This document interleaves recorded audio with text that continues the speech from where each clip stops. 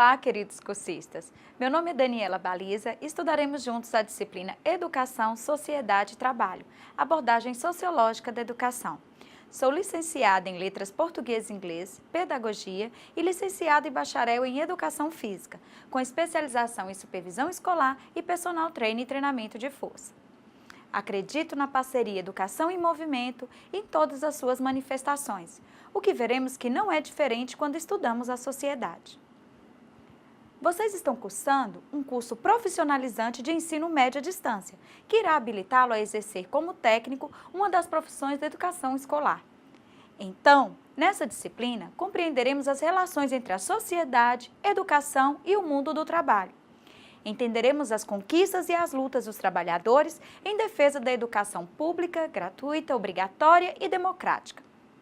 Iremos refletir também sobre as inovações tecnológicas, as mudanças econômicas ocorridas nas últimas décadas, as influências do trabalho humano na sociedade e o papel da educação em todo esse processo. Reflexões que podem gerar melhorias no desempenho das tarefas educativas no local de trabalho. Discutiremos também o significado do prazer profissional dentro da escola, contribuindo para a formação de nossas crianças, adolescentes e adultos. Tenham uma caneta em mãos e papel, para que não percam nenhum ponto da história da formação das sociedades. Então, observamos que o mundo passou e passa por processos de transformações de forma muito rápida. A revolução tecnológica, configurada a partir da informática, robótica, das experimentações genéticas, das telecomunicações, tem mudado bastante a vida das pessoas. Mudanças que afetam de forma significativa a forma como o homem produz os bens necessários à sua sobrevivência, uma vez que interferem consideravelmente nas formas de trabalho e nas relações com a sociedade. Ou seja, o trabalho humano, que antes era imprescindível, muitas vezes atualmente se torna descartável, percebendo cada vez mais o aumento das desigualdades sociais, gerando desemprego, fome, doenças, devastação do ambiente, entre outros aspectos sociais. Desta forma, o propósito dessa disciplina, Educação, Sociedade e Trabalho, abordagem sociológica da educação, é fazer com que haja uma compreensão de como se formou a sociedade em que vivemos. Faz uma análise individual e coletiva, trazendo posicionamentos que podem concordar com a atual sociedade ou promover possibilidades de transformação. Sendo assim, inicialmente, na primeira unidade,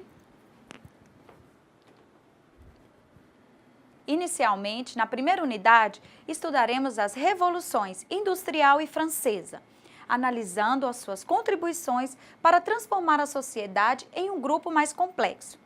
Falaremos também sobre o surgimento da sociologia, ciência que busca estudar a organização social.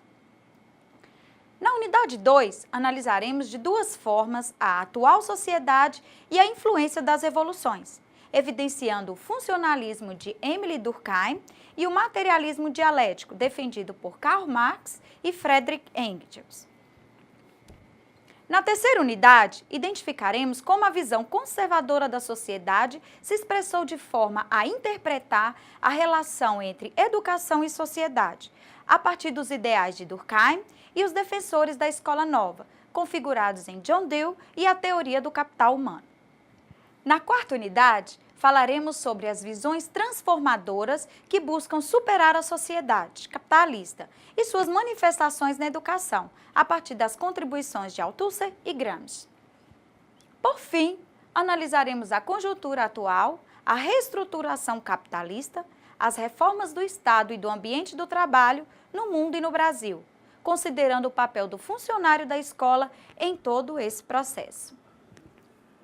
Vamos então iniciar as nossas reflexões. Espero que vocês apreciem essa disciplina, pois a partir dela entenderemos tudo o que envolve a sociedade, buscando uma forma de compreender a realidade atual, de forma a favorecer uma mudança significativa para o bem de todos.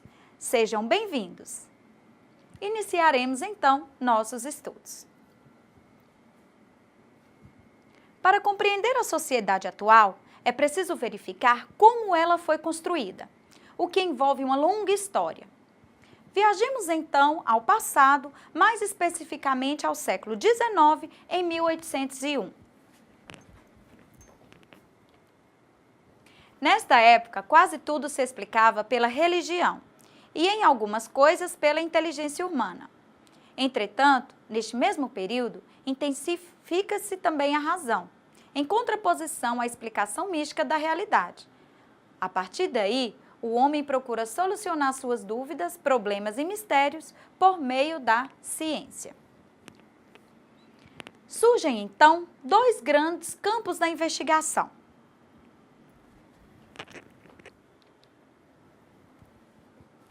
As ciências naturais e as ciências sociais. Sendo assim, as ciências naturais destinavam-se a pesquisar os fenômenos da natureza. Faziam parte a matemática, a física, a astronomia, a química, biologia e outras. Já as ciências sociais estudavam o homem na sociedade, em suas diversas dimensões. Faziam parte a filosofia, a história, a geografia, a antropologia, a pedagogia e a sociologia. Analisando a sociedade, observa-se que, há centenas de anos, houve a dominação dos nobres e do clero. E esses possuíam servos agricultores. Aos poucos, alguns artesãos, pequenos comerciantes e funcionários dos reinos se rebelaram contra os nobres. Então foram surgindo pequenas e grandes cidades, chamadas burgos, e os seus habitantes foram nomeados burgueses, surgindo então uma nova classe, a burguesia. A burguesia, ela se fortalecia liderando ações revolucionárias para retirar o poder do clero e da nobreza, segmentos dominantes do regime monárquico. Este regime monárquico e eclesiástico que perdia sua força com a consolidação do capitalismo. Entenderemos melhor sobre isso analisando os pontos de partida de cada revolução. Iniciaremos falando sobre a Revolução Industrial. Você já parou para pensar como são produzidos os artigos que consumimos ou utilizamos diariamente? A roupa que vestimos, o sapato que calçamos, a comida que nos alimenta, o ônibus ou o automóvel que nos conduz ao trabalho ou à escola? O caderno e a caneta que nos auxiliam na aprendizagem, os móveis da casa e tantos outros objetos que fazem parte do nosso dia a dia? Toda matéria-prima que produzimos é retirada da natureza e transformada por meio de máquinas, processos que denominamos industrialização. Mas nem sempre foi assim. Até o século XVI, a produção de bens para o consumo era de forma artesanal.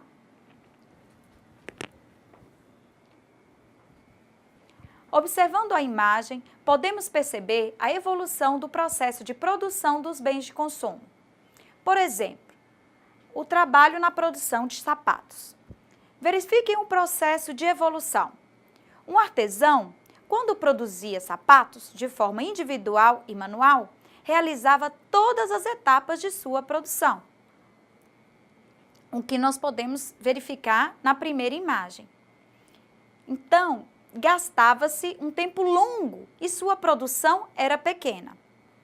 Aos poucos, conforme a gente pode observar no segundo desenho, ao lado do primeiro, seu trabalho foi sendo substituído pelo manufaturado, dando origem ao capitalista, o proprietário da oficina que explora o trabalho de vários artesãos, executando cooperativamente uma série de operações até o produto final. E então, nas últimas décadas do século XVIII, na Inglaterra, observa-se a intensificação em que o homem começa a ser substituído pelas máquinas, com maior produção de mercadorias, iniciando um processo de transformação na sociedade. Mas, quais foram as mudanças? O que aconteceu com a sociedade? A primeira mudança deu-se com a intensificação da exploração do trabalho pelo capital. Sendo assim, um trabalhador torna-se apenas possuidor da força de trabalho, tornando-se dependente do capitalista, conforme podemos visualizar na imagem. Identificamos, assim, a redução da produção artesanal, além das péssimas condições de trabalho nas fábricas, provocando mutilação nos trabalhadores e exploração, principalmente do trabalho feminino e infantil. Outra mudança importante neste sentido foi o início do trabalho assalariado. Observa-se a agricultura se voltando para as necessidades do mercado, oferecendo suporte ao processo de industrialização para atender às necessidades da população urbana, que começou a crescer rapidamente, aumentando assim as cidades, provocando o êxodo rural.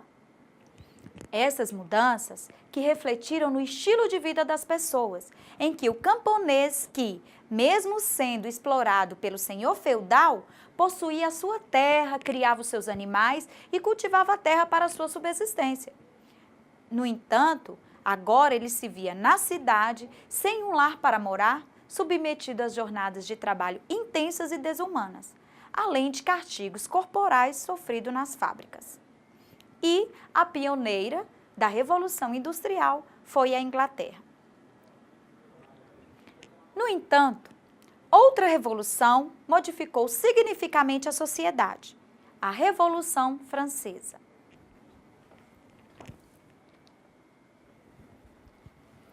A partir da imagem, observamos a estrutura social francesa do século XVIII.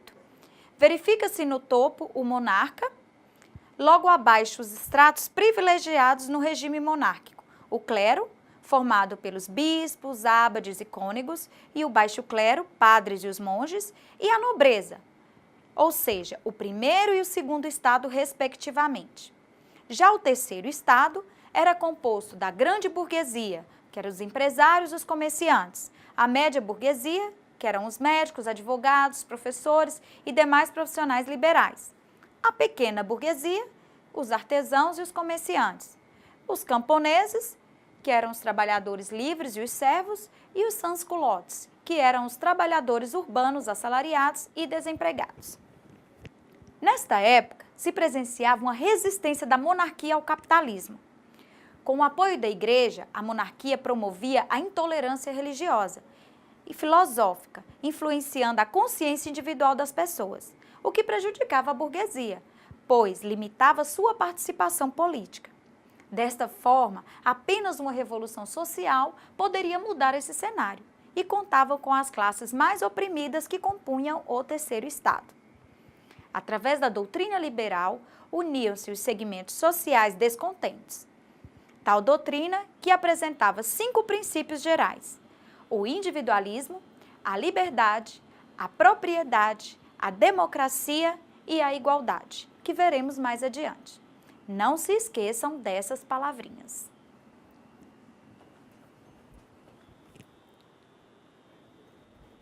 O confronto entre as forças conservadoras e revolucionárias se deu em 1789. O aumento de impostos cobrados ao terceiro estado e obrigação do clero e nobreza ao pagamento de tributos, uma vez que eles eram isentos, levou o segundo estado a convocar a Assembleia dos Estados Gerais.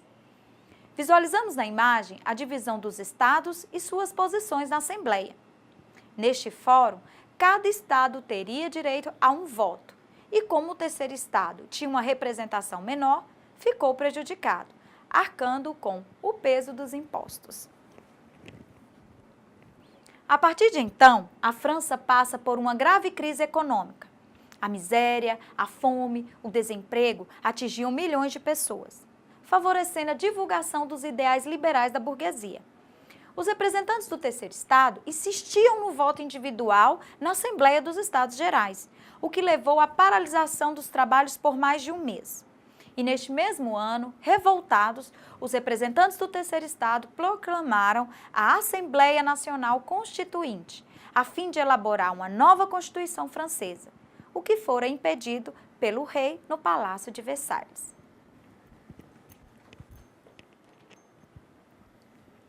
Observe a imagem da Assembleia Nacional Constituinte.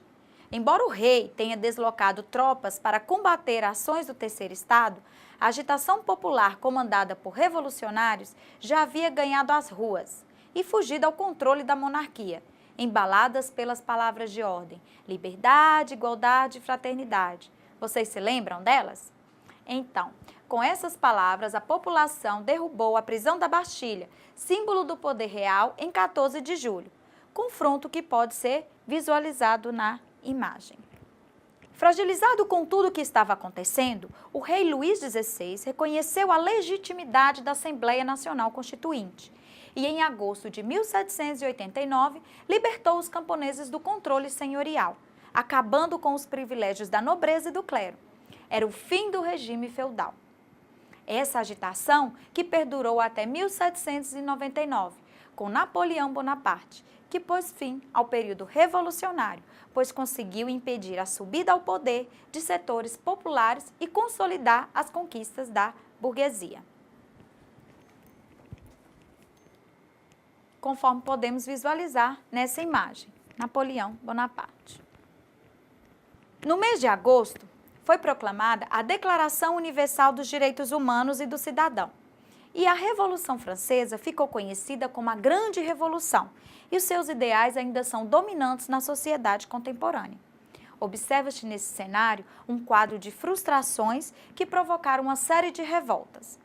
E os conflitos entre a burguesia e a classe operária foram se intensificando, crescendo ainda mais o estudo da vida social, surgindo dois grupos intelectuais. Por um lado, os pioneiros da sociologia e os adeptos da nova classe dominante, a burguesia, presentes em Émile Durkheim e Auguste Comte. Por outro lado, os pensadores socialistas, Karl Marx e Friedrich Engels, entre outros. Surge assim, então, a sociologia como a ciência que estuda a vida social. Fazem parte das suas análises os diversos acontecimentos sociais que ocorreram nas sociedades, assim como as instituições que se modificaram com o desenvolvimento das sociedades industriais, como a família, a igreja, o sindicato, o partido político. Mudanças que nos direcionam a uma melhor compreensão de fatores atuais. Falaremos então das duas tendências teóricas no estudo da sociedade, o funcionalismo e o materialismo dialético. O funcionalismo teve como fundador o pensador francês Émile Durkheim, sendo considerado um dos pais da sociologia moderna. Durkheim visualizava as mudanças que sofriam as sociedades europeias do século XIX e apontava como fatores causadores das crises sociais os aspectos morais e não só os econômicos. Para este teórico, a sociedade poderia demorar um tempo maior para que os diversos grupos sociais se ajustassem e investigava os problemas sociais da mesma forma como pesquisava os fenômenos da natureza. Comparando a sociedade a um organismo composto de várias partes integradas que funcionam em harmonia. Ou seja, cada parte tem a sua função para que o todo funcione com harmonia. Caso contrário, comprometia o bom funcionamento, levando à doença do organismo. Desta forma, cada grupo, segmento ou classe deveria se manter unidos, bem integrados, em harmonia, em equilíbrio, senão direcionariam às crises e disfunções sociais. Então, qual seria o papel da sociologia para Durkheim? Durkheim tinha uma visão positiva da sociedade industrial e preocupava-se com o bom funcionamento da sociedade, com a ordem e o controle social. Para ele, a sociologia tinha uma finalidade não só de explicar a sociedade, como também encontrar remédios para a vida social. A primeira delas era a coerção social, ou seja, a capacidade de um fato social se fazer respeitar, se impor. O indivíduo era frágil para contrariar alguns fatos sociais, como o idioma, as leis e a educação que recebe da família e da escola.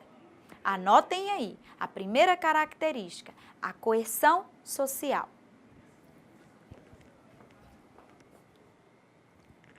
Observa-se a imagem do indivíduo perante os fatos sociais, as leis, família, sociedade e educação imposta.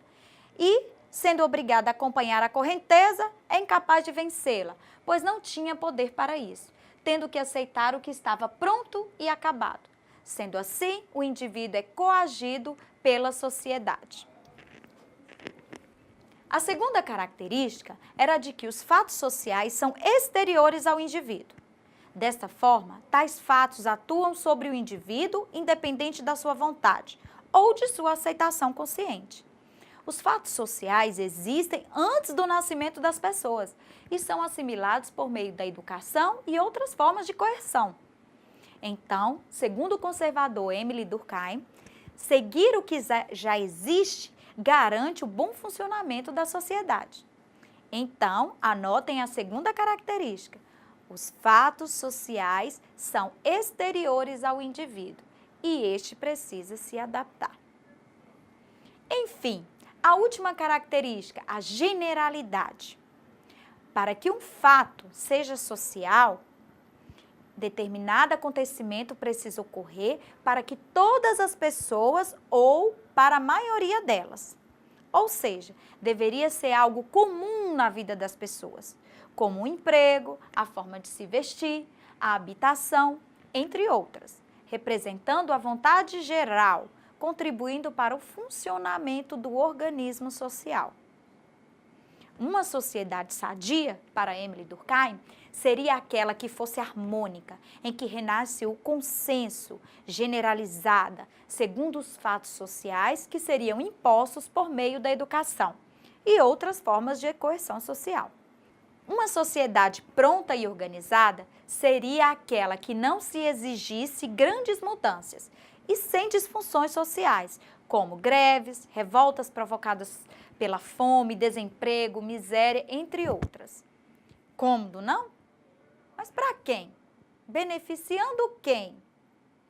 Alguns remédios para tratar essas disfunções eram cesta básica, pequeno aumento salarial, diminuição da jornada de trabalho, remédios que interessavam à burguesia, pois esta classe desejava que ocorresse poucas mudanças, permanecendo segundo os interesses dos privilegiados. Realidade que muitas vezes observamos nos dias atuais. Outra teoria é o materialismo dialético, defendido por Karl Marx e Friedrich Engels.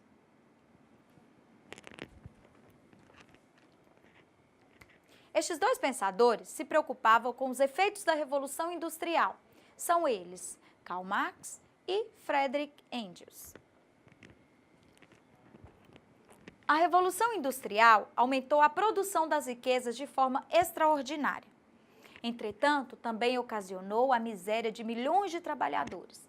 Sendo assim, Karl Marx e Friedrich Engels buscavam uma alternativa para a sociedade com base nas relações de cooperação e distribuição igualitária da riqueza, sugerindo uma sociedade socialista, livre da exploração do homem pelo homem, ou seja, o materialismo dialético. Esses pensadores defendiam o conflito como forma de transformação. Sendo assim, temos o materialismo dialético, defendendo que a matéria pode ser transformada, assim como a sociedade, a partir dos conflitos.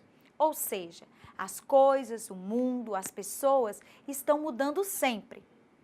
Percebemos aqui um aspecto diferente em relação ao pensamento de Durkheim.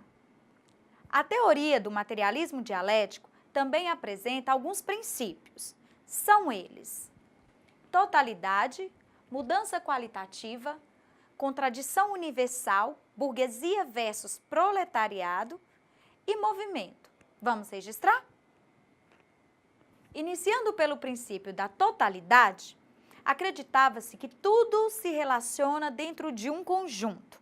A natureza é um todo, onde os componentes estão ligados entre si, influenciando-se uns aos outros. Qualquer ação exercida pelo indivíduo poderá gerar transformações em toda a sociedade, pois todos estão interligados.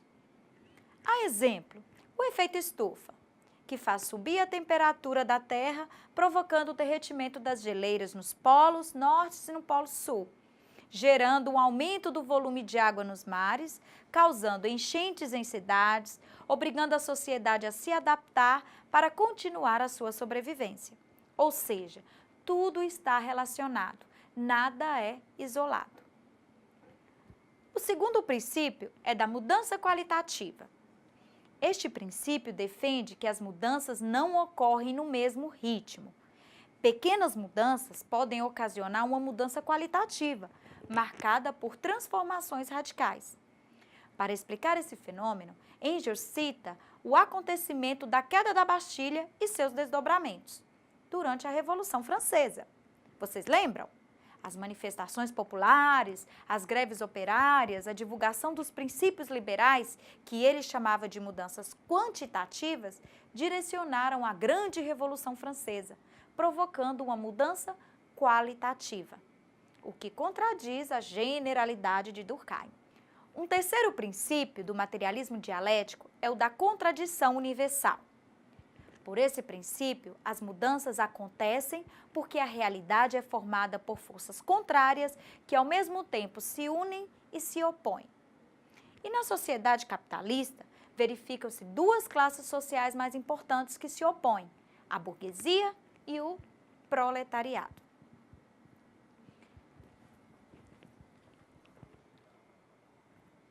Essa oposição que tem interesses antagônicos e por isso estão em constante choque. A imagem demonstra bem isso. A burguesia, que busca cada vez mais o lucro, explorando o proletariado, que luta por melhores condições de vida e de trabalho. Mas, ao mesmo tempo, ambas se unem na organização da produção, ou seja, unem-se e se opõem simultaneamente. E, enfim, o último princípio do materialismo dialético, o movimento, ou seja, nada está pronto e acabado, tudo se transforma constantemente. E se não está acabado, move-se. Isso se deve às forças contrárias que se chocam a todo momento, provocando transformações. Observamos então que, diferente do funcionalismo, o materialismo dialético não vê a sociedade de forma harmônica nem equilibrada. Percebemos o ganho da sociologia de uma visão crítica, em que a classe trabalhadora possui esperança de construir uma sociedade mais justa. Desta forma, acredita-se que as novas revoluções poderiam conduzir a humanidade a uma organização social, regida por relações cooperativas e igualitárias, o que interessa os trabalhadores e partidários do socialismo. E na educação, como isso acontece? Precisamos entender, pois somos profissionais da educação e temos grandes responsabilidades nas nossas ações e no que pensamos para uma sociedade mais justa. Falaremos então sobre as contribuições de alguns pensadores. Retomando os pensamentos de Durkheim, segundo esse pensador, a educação é um fato social, uma vez que é coercitiva, sendo imposta às pessoas, independente de suas vontades, e importante na socialização dos indivíduos. Entretanto, para Durkheim, seria importante que fossem transmitidos os conhecimentos de tradições e códigos às pessoas a fim de adaptá-las ao convívio social. E duas condições são possíveis para que haja educação, segundo esse pensador. A primeira seria a existência de pessoas adultas e a existência de pessoas jovens.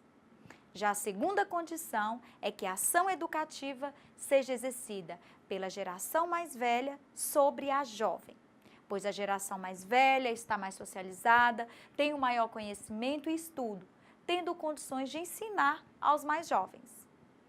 Ou seja,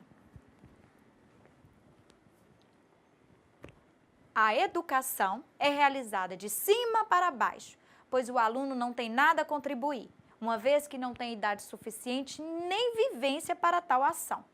Ação que podemos visualizar na imagem. O professor fala e o aluno escuta. Você percebe isso na sua escola? Durkheim também defendia que a educação deveria ter uma base comum e uma diversificada. A base comum, ensinada às crianças, independente da classe social, seriam os valores do seu povo, da sua nação.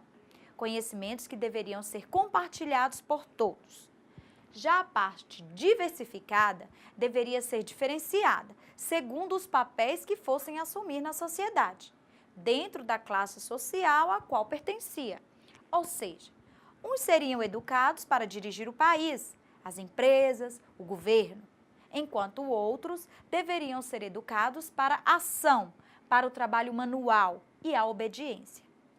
No entanto, alguns acontecimentos foram modificando esse cenário. Conforme estudamos, a Revolução Francesa favoreceu ideias liberais, o que também influenciou fortemente a educação. Vocês se lembram delas? Vamos ver?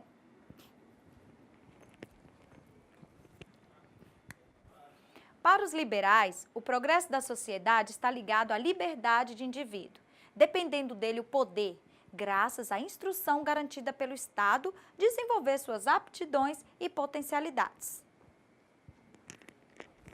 Olha aí, individualidade e liberdade. Uma das marcas da educação liberal é o respeito à individualidade do aluno, além do rompimento da ideia de que os mais novos aprendem com os mais velhos, sistema adotado pelas escolas tradicionais. A escola passa a ser vista como um fator de desenvolvimento social e da democracia. Este pensamento, defendido por John Dewey, vamos lá, vamos voltar. Esse aqui, aí. Este pensamento, defendido por John Dewey, professor americano fundador da Escola Nova, voltada para a constituição de uma sociedade verdadeiramente democrática, e trazida ao Brasil por Anísio Teixeira. Outra forma de educação liberal, como fator de progresso econômico, é materializada na teoria do capital humano, desenvolvida por Theodore Schultz, entre outros, que falaremos mais adiante. Ficaremos então por aqui. Voltaremos em uma outra aula para retomarmos os princípios liberais da Revolução Francesa e os aspectos relacionados à educação e o mundo do trabalho. Até breve!